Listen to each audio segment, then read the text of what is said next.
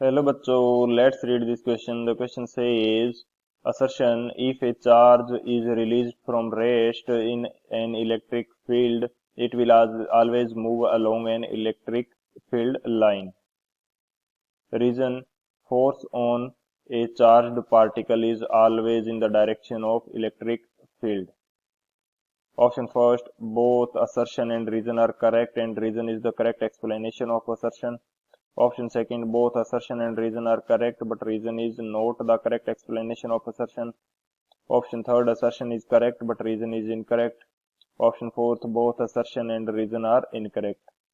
तो इस क्वेश्चन के अंदर हमें क्या बोला गया है, असर्शन में हमें दे रखा है कि यदि एक चार्ज को रेस्ट से रिलीज किया जाता है इलेक्ट्रिक फील्ड के अंदर तो ये हमेशा इलेक्ट्रिक फील्ड लाइन के अलोंग मूव करेगा। रीजन इसका हमें क्या दे रखा है कि जो चार्ज पार्टिकल है उसके ऊपर फोर्स हमेशा इलेक्ट्रिक फील्ड की डायरेक्शन के अंदर लगता है।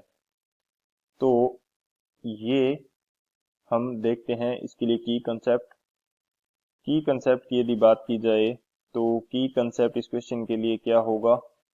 हम फर्स्ट की कंसेप्ट के अंदर बात कर लेते हैं इलेक्ट्रोस्टैटिक फोर्स की, कि कोई भी चार्ज पार्टिकल है तो उसके ऊपर इलेक्ट्रोस्टैटिक फोर्स किस प्रकार से लगेगा। तो यहाँ पे यदि चार्ज पार्टिकल है कोई Q एंड इसके ऊपर फोर्स की बात कर रहे हैं, इसको मैं शो कर देता हूँ Fe से। तो Fe की वैल्यू हमारे पास क्या होती है, Q इंटू ई। Q हमारे पास चार्ज है एंड E क्या है, इलेक्ट्रिक फील्ड है।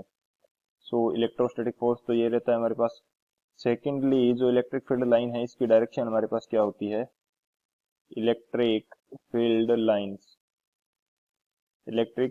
लाइंस इनकी डायरेक्शन हमारे पास होती हैं, ये फील्ड लाइंस पॉजिटिव से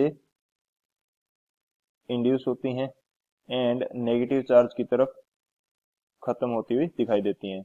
यानी कि इलेक्ट्रिक फील्ड की डायरेक्शन या इलेक्ट्रिक फील्ड लाइन की जो डायरेक्शंस हैं वो हमारे पास क्या होंगी, पॉजिटिव टू नेगेटिव। यानी कि पॉजिटिव चार्ज की बात कर रहे हैं एंड नेगेटिव चार्ज यानी high potential to low potential की तरफ ये इलेक्ट्रिक फील्ड लाइंस जाती हुई दिखाई देती हैं। सो ये हमारे पास रहेगा की कंसेप्ट। अब बात करते हैं सॉल्यूशन की।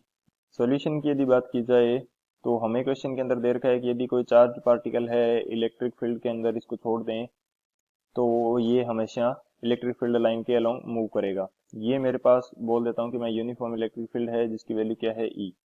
यदि यहाँ पे पॉजिटिव चार्ज को रिलीज किया जाता है तो इसके ऊपर फोर्स क्या लगेगा, फोर्स की वैल्यू होगी F E and F E की वैल्यू हमारे पास क्या होती है, क्यू इंटू ई। यदि इस चार्ज की वैल्यू क्या है, क्यू एंड इलेक्ट्रिक फील्ड हमारे पास क्या है, ई।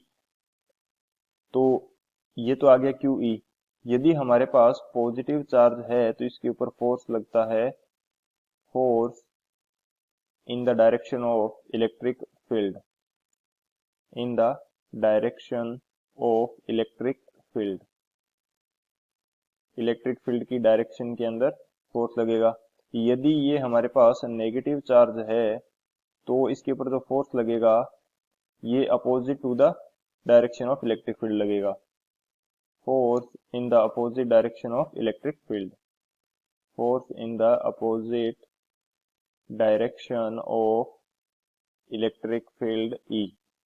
इलेक्ट्रिक फील्ड ई की अपोजिट डायरेक्शन के अंदर इसके ऊपर फोर्स लगेगा। यदि ये चार्ज मेरे पास नेगेटिव चार्ज है तो इसके ऊपर फोर्स लगेगा कुछ इस डायरेक्शन में। सो हमारा जो असर्शन स्टेटमेंट है ये यहाँ से इनकरेक्ट हो जाता है, क्योंकि जो हमारे पास फील्ड लाइंस हैं वो पॉजिटिव टू नेगेटिव यानी कि इलेक्ट्रिक फील्ड की डायरेक्शन के अंदर ही फील्ड लाइंस होती हैं हमारे पास। यदि पॉजिटिव चार्ज को रेस्ट से रिलीज किया जाएगा तो वो तो along the electric field line move करेगा, लेकिन यदि नेगेटिव चार्ज को मैं रिलीज कर रहा हूँ तो वो opposite to the direction of electric field move करेगा। तो हमारा असर्शन तो इनकरेक्ट हो गया। रीजन जो स्टेटमेंट है ये हमें दे रखा है कि कोई भी चार्ज है तो उसके ऊपर फोर्स हमेशा in the direction of electric field लगता है, तो ये भी गलत है क्योंकि नेगेटिव चार्ज के अंदर opposite to the direction of electric field लगता है। सो हमारा असर्शन भी गलत है एंड जो रीजन है वो भी गलत है। सो कौन सा ऑप्शन हमारे पास करेक्ट हो जाएगा, जो डी ऑप्शन है, both assertion and reason are incorrect, ये हमारा करेक्ट होगा। So option D is the final answer. I hope you understood it well. Best of luck. Thank you.